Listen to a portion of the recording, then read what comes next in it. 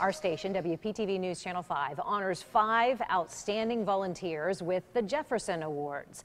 But for the first time in a long time, we were talking in the newsroom, we couldn't remember when it may have happened before.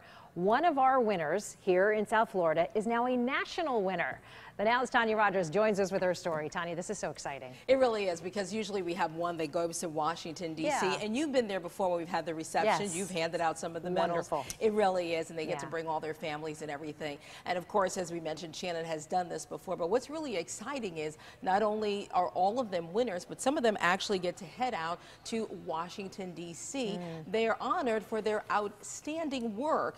One of them honored just about a week ago with the Jackie Onassis Award. Now, today we caught up with Mara Batanas. She's still surprised that she won the National Award, which is the highest award handed out by the Jefferson Award Foundation for outstanding volunteer work in the community. Now, she wrote the book, When Caring Takes Courage. The book offers advice for caregivers taking care of loved ones with Alzheimer's. She was inspired by her grandfather, who had the disease for about 10 years.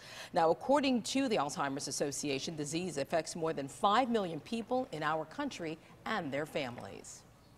My 80-plus-year-old grandmother was experiencing all these challenges every day, and my mom didn't have the hours to surf the internet to find out how to get through these things. So I realized we needed a Cliff Notes for care, you know, at a glance, cookbook style.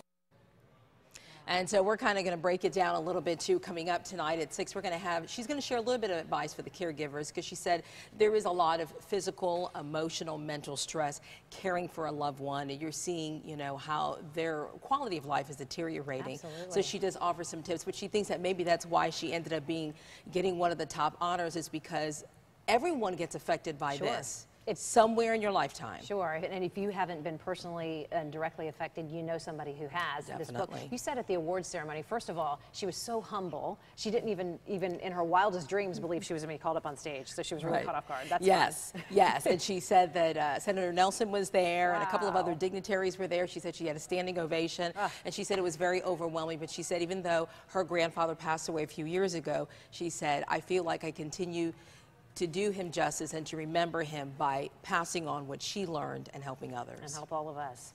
Your report's coming up, you said at 6. Looking forward to it. Tanya, thanks. Legendary, some sad news now, legendary actor